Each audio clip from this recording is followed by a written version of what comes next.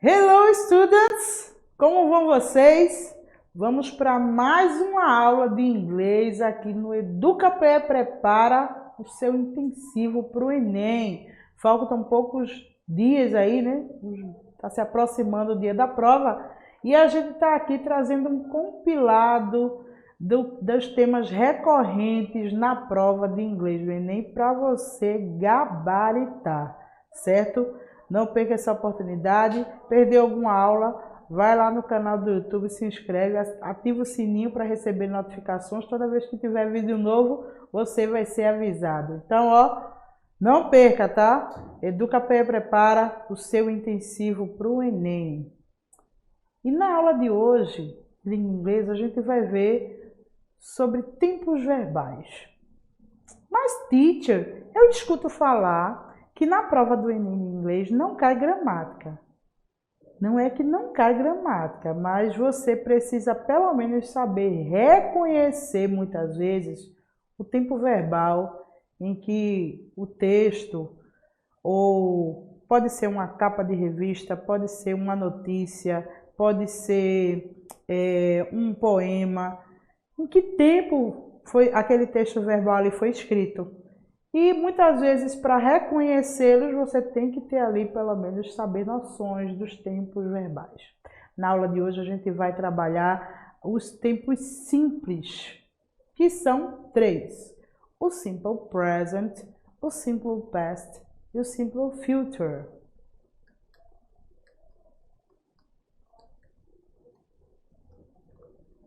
No Simple Present, você vai ali perceber que ele corresponde ao nosso presente do indicativo, tá? Então, ele é bem tranquilo, mas diferente do nosso idioma, ele tem uma particularidade que é bem interessante. Vamos saber qual é? Ó, o que você precisa saber sobre o Simple Present. Ele é equivalente ao presente indicativo. É um tipo de tempo verbal utilizado para indicar ações habituais que ocorrem no presente. Também é usado para expressar verdades universais, sentimentos, desejos, opiniões e preferências. E, o mais importante, todas as suas regras, que nós vamos ver na aula de hoje, são aplicadas apenas na terceira pessoa do singular. He, she, it. Mas, teacher, e como é que fica o verbo nas demais pessoas do discurso? Na primeira pessoa do singular, na segunda, nas pessoas do plural. O verbo, ele volta para a forma do infinitivo sem o to. Que justamente esse é um diferencial do inglês para o nosso idioma português. Porque no português, cada tempo, cada pessoa do discurso, ele tem uma desinência específica. No inglês, não. As alterações características desse modo verbal vão ser aplicadas apenas na terceira pessoa do singular.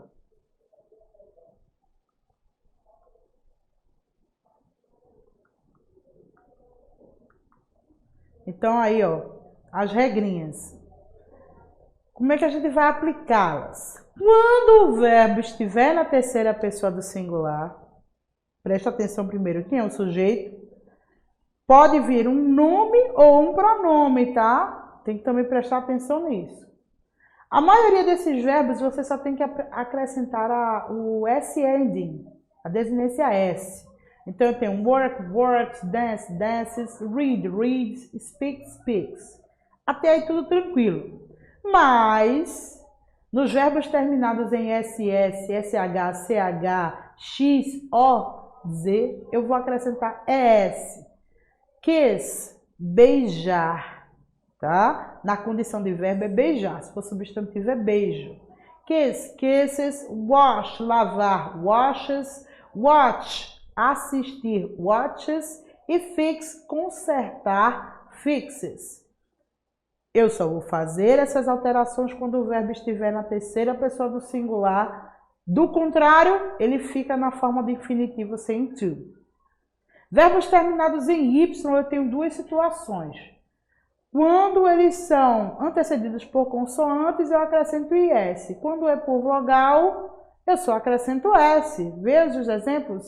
Study, studies, estudar. Cry, cries, to cry, chorar. Fly, flies, to fly, voar. E copy, copies.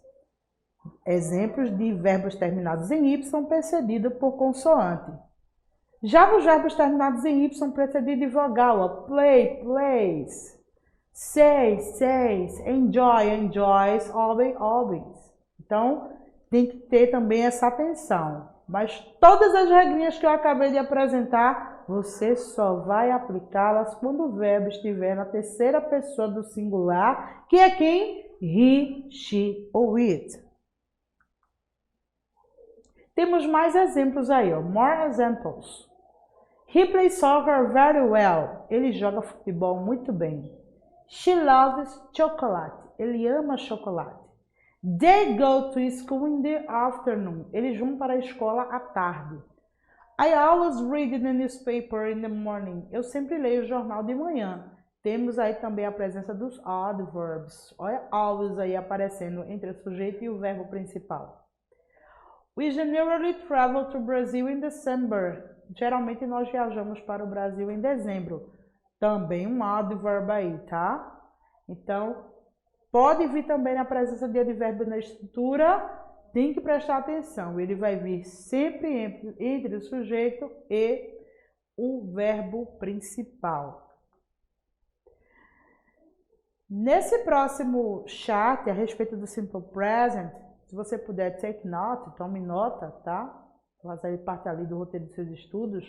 Eu trouxe ali as affirmative, nós já vimos, é bem tranquilo. Agora as negatives e as interrogatives têm a presença do auxiliar verb. Preste atenção, ó. Veja ali na negativa como é a estrutura, sujeito, verbo auxiliar e verbo principal. Quando o verbo auxiliar vier, para as pessoas do discurso I, you, we, they, eu vou usar don't. He, she, it, eu vou usar doesn't. E o verbo principal volta para a forma definitiva sem to. Casquinha de banana que pode aparecer aí nas avaliações, tá? Já na interrogativa eu só vou trocar de posição. O verbo auxiliar antecede o sujeito e pós-posto vem o verbo principal no infinitivo sem to.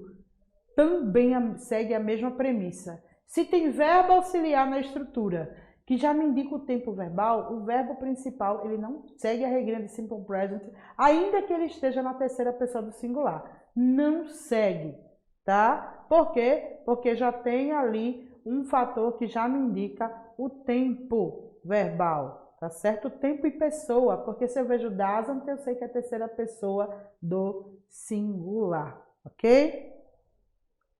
Agora vamos para o Simple Past.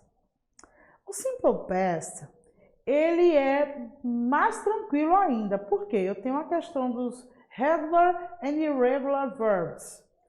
Os verbos regulares, certo?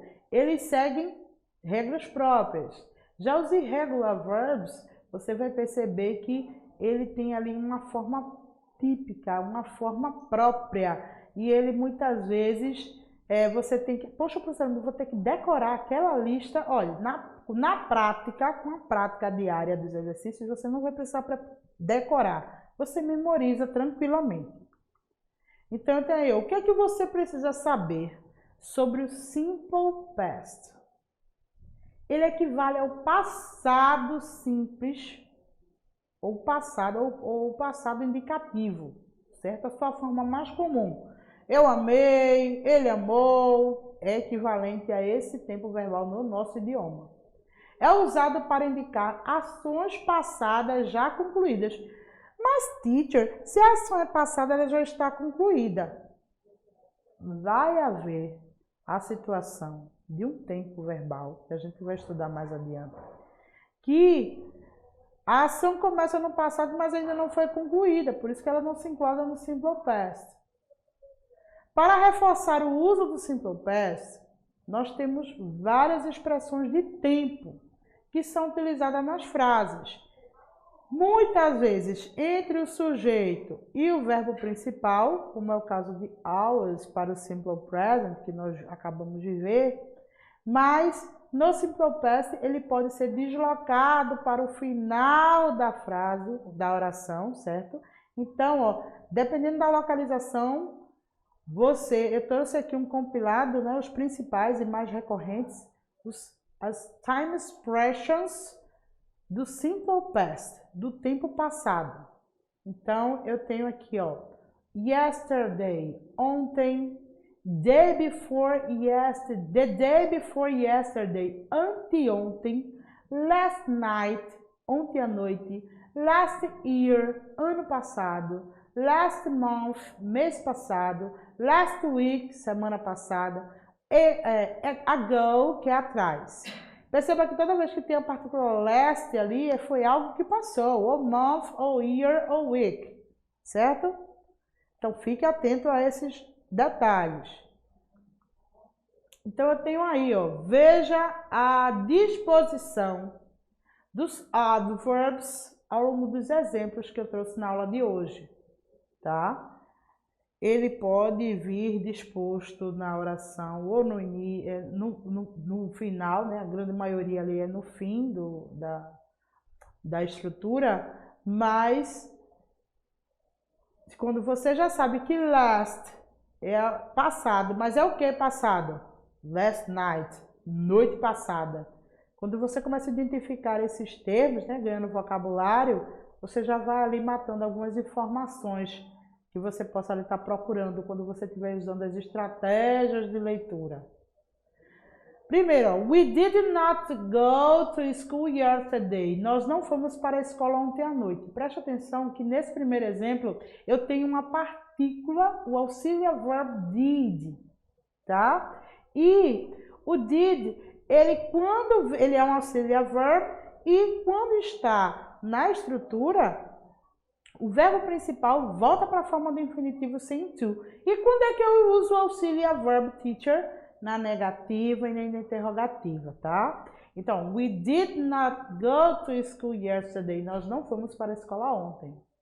Segundo exemplo. His birthday was the day before yesterday.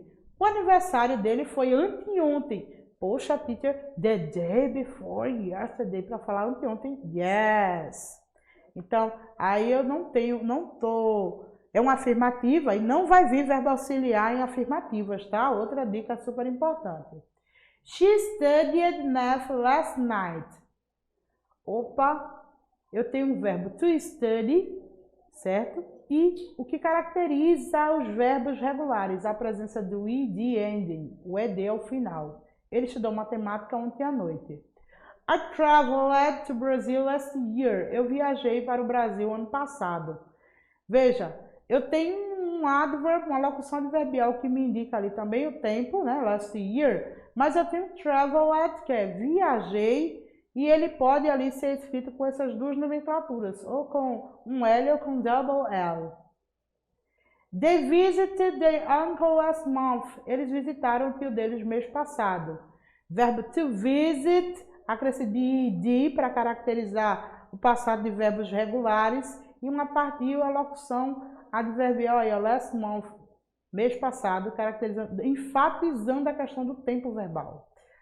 I called you 3 days ago. Eu telefonei para você 3 dias atrás. To call, ligar, telefonar. Called, no passado. O ed end caracterizando o passado dos verbos regulares. We learned how to dance samba last week. Nós aprendemos a dançar samba semana passada. Verbo to learn, aprender. Last week, last, passado. Week, semana. Semana passada. Então, reafirmando ainda mais a questão do tempo verbal no passado. Então, aí, ó, regrinhas para os verbos regulares. Verbos terminados em E, eu só vou acrescentar o D. To love, loved, to lie, lied. Tem a questão do CVC, gente, que é consoante e vogal consoante, que eu vou duplicar a última consoante e acrescentar o ED. Então, toda vez que eu ver o CVC, eu sei que para colocar no passado, eu tenho que duplicar a última sílaba e acrescentar ED. Stop, stopped, control, controlled. Já verbos terminados em Y, como a gente já viu ali até um exemplo que eu acabei de apresentar, to study, Y precedido de consoante, eu tiro Y e acrescento o IED. E to worry, preocupar-se, worried. Já verbos terminados em Y precedido de vogal, eu só vou acrescentar o ED. Vê, enjoy, aproveitar, enjoyed, e stay, ficar, stayed. Temos aí também, ó, um quadrinho esquemático bem legal mostrando a questão dos regular verbs, tá? Como é que vem a estrutura? Tem um sujeito, o verbo principal, certo? E percebam que ele é a mesma situação para todas as pessoas do discurso, diferentemente do simple present, que a gente só vai alterar na terceira pessoa. No simple past, no, tá? E temos ali nos exemplos abaixo as questões das particularidades, tá? Se o verbo já termina em E, eu só vou acrescentar D. Se termina em Y precedido de vogal, eu acrescento ED. Se tem o CVC, eu vou duplicar ali a questão da última sílaba e acrescentar ED. Tem que prestar atenção nessas particularidades. E também prestar atenção no past do verbo dare to be, que é feito de forma irregular. Was, were. Ok? Já o simple future, a gente vai ter a presença aí do verbo auxiliar will. E é muito tranquilo, gente, porque o simple future, você só vai ter esse verbo auxiliar caracterizando esse tempo verbal e o verbo principal vai se manter inalterado. Ó, o que é que você precisa saber sobre o simple future? É usado para expressar ações futuras que irão acontecer, corresponde ao futuro do presente do modo indicativo. Na formação desse tempo é comum utilizar o verbo auxiliar will e geralmente a gente usa o will para indicar uma ideia de um futuro que expressa uma certa incerteza ou é um futuro que é decidido no momento da fala. Veja aí, ó, a estrutura, veja como é fácil, ó. Sujeito, verbo auxiliar, verbo principal e o complemento da oração. Na negativa, a presença da partícula not. E vai ser contraído com will not, que fica won't. E na question, que é das interrogativas, só vai trocar de posição com o sujeito. Vamos para more examples? Exemplos de como ficam essas estruturas. Ó. I will travel, eu viajarei. I will not travel, eu não viajarei. Will I travel? Eu viajarei. Percebeu que o verbo principal não precisou sofrer alteração nenhuma. Na negativa, a partícula not, ele vem pós-posto o verbo auxiliar will.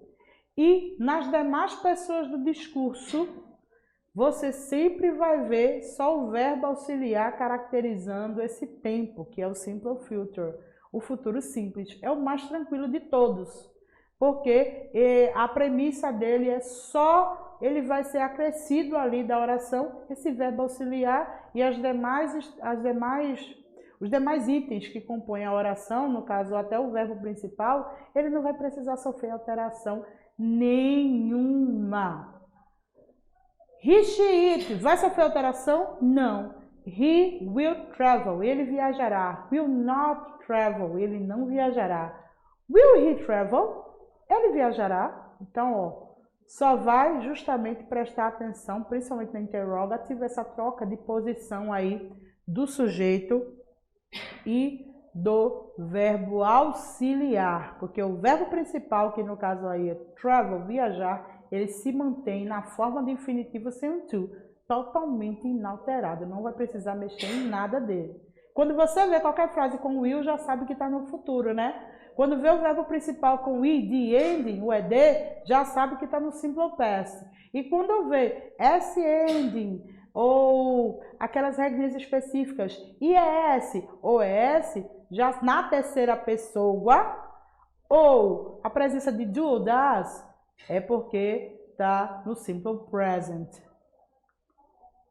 Mais exemplos aí, ó.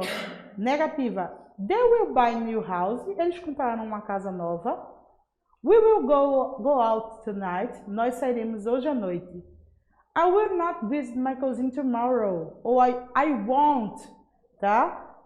A questão da contração do will or not. I won't visit my cousin tomorrow. Não visitarei minha prima amanhã. They will not arrive tonight. Ou they won't arrive at night. Eles não chegarão de noite. E na interrogativa, ó, troca de posição. Will they buy a new house? Eles comprarão uma casa nova. Will we go out tonight? Nós sairemos hoje à noite. Então, ó, se eu visse no texto qualquer estrutura que estivesse usando will, opa, essa sentença aqui está no futuro, tá? É só prestar atenção. Assista, vá acompanhando o decorrer das nossas aulas, que a gente vai ver aqui vários tempos verbais e você vai perceber que dá, mesmo quando você não tem um vocabulário muito robusto, de identificar, extrair informações desse texto, o tempo verbal predominante, tá? A informação principal, as informações específicas. É só treinar sempre, principalmente porque está chegando próximo, bem próximo aí do Enem. Então, ó, por hoje é só. Certo? Na próxima aula nós vemos um pouco mais sobre esse assunto, né? Os tempos verbais, que são vários. Hoje a gente trouxe só um apanhado dos tempos simples, tá? Não se esqueça, se inscreva no canal, ative o sininho para receber notificação das próximas aulas, tá bom? Bye bye, see you the next class. Bons estudos!